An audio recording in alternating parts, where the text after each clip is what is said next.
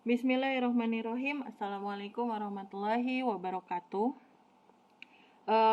Kita akan membahas hukum dasar kimia yang terakhir, yaitu hukum Avogadro, yang berlandaskan dari hukum perbandingan volume yang sebelumnya sudah dijelaskan. Jadi setelah hukum perbandingan volume ini dipublikasikan dalam jurnal-jurnal internasional, nah, pakar kimia Italia yang bernama Amedeo Avogadro, dia berteori dengan hukum tersebut.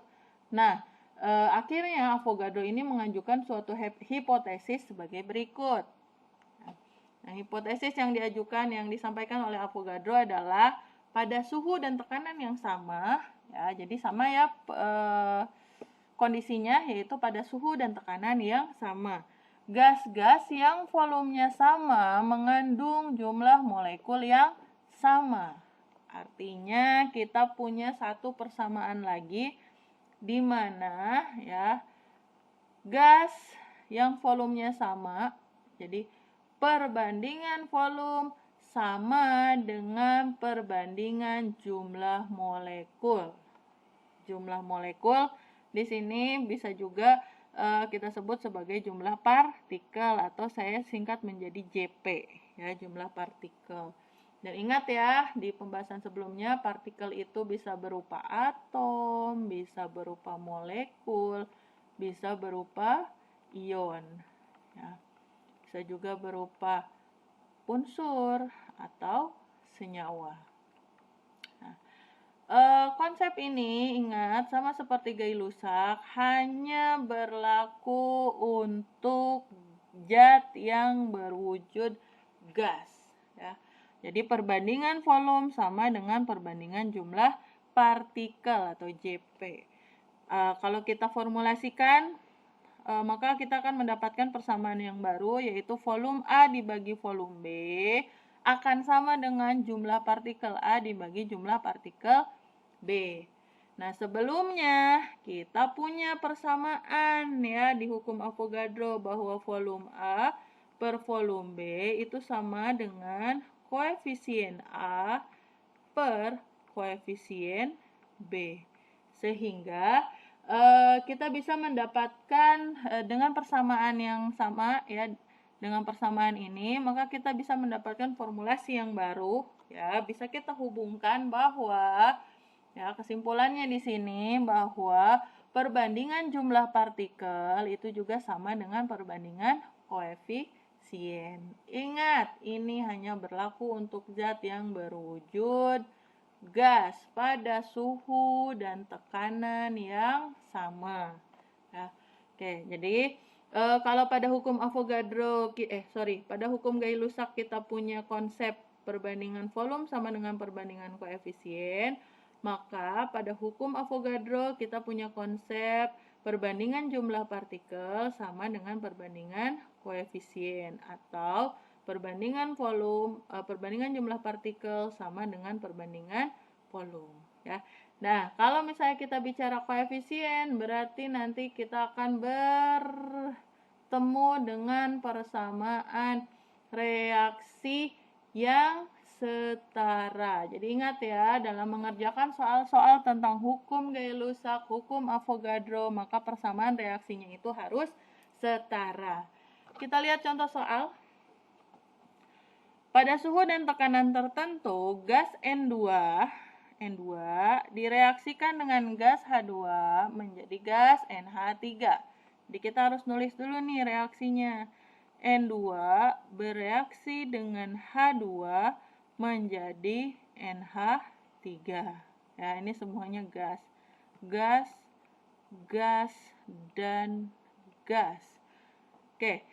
Jika gas H2 yang bereaksi sebanyak 7,5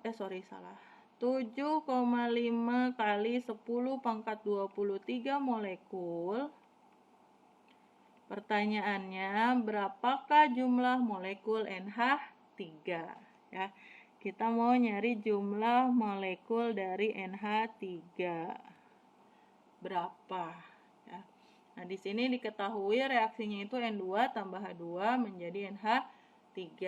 Nah, di soal yang diketahui cuma jumlah partikel, maka pakai persamaan yang mana? Yang atas, apa yang bawah. Karena di soal hanya diketahui jumlah partikel, ya, volumenya nggak diketahui, maka jangan pakai rumus yang ini, ya, jangan. Pakai rumusnya yang mana? Yang ini. Kenapa? Kan koefisien juga nggak ada. Ada. Kenapa ada? Karena ada persamaan reaksi. Di mana ada persamaan reaksi, pasti ada koefisien. Tapi kalau kita mau tahu koefisien dari suatu persamaan reaksi ini harus disetarakan. Nah, gimana caranya tarainnya? Kita lihat ya unsurnya masing-masing. N di kiri ada 2, di kanan ada 1. Biar setara, berarti ini kasih koefisien 2 ya di sini. Kemudian H di kiri ada 2, di kanan ada tadinya 3. Karena ada koefisien 2 berarti jadi 6. Berarti biar sama, di sini kasih koefisien 3 ya. Oke. Reaksi ini sekarang sudah setara, maka baru kita bisa selesaikan nih persoalannya. Kita mau nyari jumlah partikel NH3, kira-kira dibandinginnya sama siapa? Sama N2 atau H2? Ya, jawabannya adalah dengan zat, dengan unsur, dengan suatu senyawa yang jumlah partikelnya udah diketahui. Berarti kita bandingkannya jangan sama N2. Kalau sama N2 mah susah, nggak bakalan ketemu-ketemu. Maka kita pakai H2.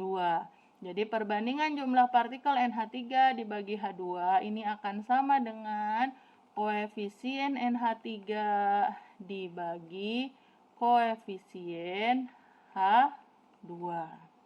Masukin deh angka-angkanya. Jumlah partikel NH3 dibagi jumlah partikel H2 7,5 kali 10 pangkat 23. Jangan risau, jangan gundah, jangan takut ya kalau lihat angka kayak gini, gampang kok dihitungnya. Akan sama dengan koefisien NH3 yaitu 2 dibagi koefisien H2 yaitu 3. Maka jumlah partikel NH3 sama dengan 2/3 dikali 7,5 kali 10 pangkat 23. Nah, jangan pusing, jangan galau, jangan bimbang. Ya, yang dihitung adalah yang ini sama ini aja. Ininya nanti kita tulis ulang aja.